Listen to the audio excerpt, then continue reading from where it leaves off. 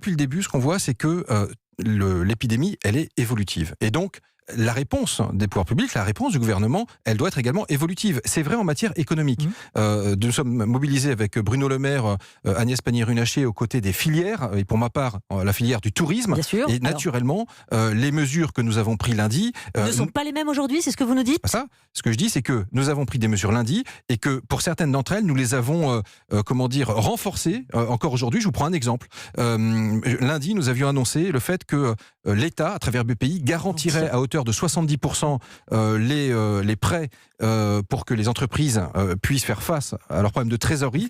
Aujourd'hui, nous avons annoncé que ce serait jusqu'à 90% parce que depuis, nous avons travaillé avec l'Europe et nous avons obtenu la capacité de le faire. Alors, on va reparler précisément des mesures, mais évidemment, on va remettre dans le contexte Donald Trump qui a donc suspendu la nuit dernière l'entrée des Européens aux États-Unis à partir de demain midi précisément pour les 30 prochains jours. Le tourisme français, le tourisme européen, mais le tourisme français va droit dans le mur.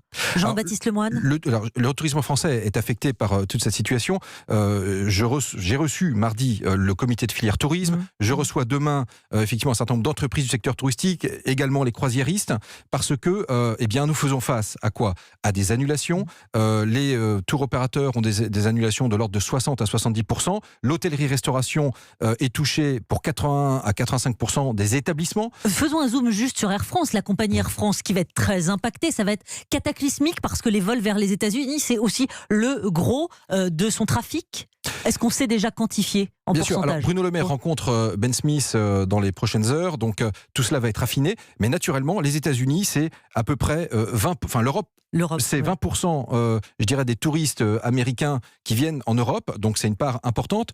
Pour la France, c'est à peu près 3,5 milliards d'euros qu'ils dépensent sur notre sol. Et donc, face à cela, nous faisons tout pour mettre en œuvre des mesures d'accompagnement aux TPE, aux PME touristiques, faire en sorte qu'elles puissent peut-être être étaler un certain nombre de charges fiscales, sociales, pour les plus menacés, même obtenir des annulations, des dégrèvements. Des dégrèvements d'impôts, ça veut dire des baisses d'impôts. Ça veut dire des annulations, concrètement, lorsque la survie de l'entreprise est en jeu.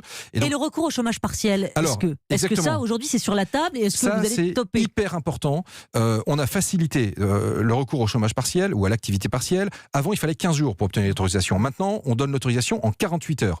Et par ailleurs, on a augmenté le niveau d'indemnisation qui fait que, pour que ce soit neutre quasiment pour l'entreprise, et ainsi, l'entreprise garde une main-d'œuvre qualifiée pour la reprise. Et cette main-d'œuvre, on peut faire en sorte qu'elle se forme aussi pendant ce temps-là. D'accord. Mais très concrètement, là, Jean-Baptiste Lemoyne, à ce stade, les entreprises les plus fragiles, les TPE, les PME, n'ont que quelques semaines de trésorerie devant elles. Est-ce qu'il n'est pas question, là, aujourd'hui, d'étudier l'extension du risque de catastrophe naturelle à celui d'un risque sanitaire ? Parce qu'on est bien dans une crise sanitaire, n'est-ce pas ? Mais c'est pour ça qu'on prend ces mesures de type garantie d'emprunt, etc. Donc, on est sur vraiment du sur-mesure. Et d'ailleurs, on est tellement sur du sur-mesure que je vais d'ailleurs donner à votre antenne l'adresse mail à laquelle une entreprise en difficulté peut se manifester et tout de suite on la prend en charge. C'est l'adresse suivante, covid.dge@finance.gouv.fr. Voilà, c'est important parce que, encore une fois, on veille à traiter, à accompagner chacune des entreprises sur nos territoires. Aujourd'hui, les Républicains vous appellent à l'aide et appellent précisément à l'instauration d'un véritable bouclier anti-crise, comprenant des facilités de crédit pour les PME, des allègements d'impôts, on les a cités, une prise en charge totale du chômage technique. Est-ce à l'étude ? Mais je crois qu'ils sont en train de décrire tout simplement ce qu'on a mis en œuvre déjà dès lundi dernier. C'est exactement les mesures qu'on a prises dès lundi dernier. Et maintenant, ce à quoi il faut aussi réfléchir, c'est quelles sont les mesures de relance que nous pourrons mettre en œuvre, que nous devrons mettre en œuvre pour relancer la destination France, pour également relancer les secteurs économiques, faire en sorte que finalement on accélère un certain nombre de décisions. Mais si cette situation perdure, et de toute évidence on n'a pas encore atteint le pic, Jean-Baptiste Lemoyne, de cette épidémie du coronavirus, si cette situation perdure, ces mesures, il faudra les revoir indéniablement. Elles seront insuffisantes. C'est pour ça que je dis, à situation évolutive, mesures évolutives. Je vous en ai fait la preuve avec l'augmentation du taux qu'on a fait pour les garanties d'emprunt. Et ça veut dire aussi qu'à situation exceptionnelle, mesures exceptionnelles, on est là face à un choc massif et la réponse, elle doit être massive. On se souvient de la faillite de Thomas Cook, c'est pas si loin. Est-ce que vous enregistrez déjà des faillites de TPE, de PME dans le secteur du tourisme ? Alors pour l'instant, par exemple, j'étais en déplacement à Lourdes ce matin auprès des hôteliers, restaurateurs. Vous savez, c'est la deuxième ville hôtelière en France, avec plus de 10 000 chambres, 150 hôtels. Et donc, nos services nous ont remonté pour l'instant seulement 2 demandes d'hôteliers pour être aidés.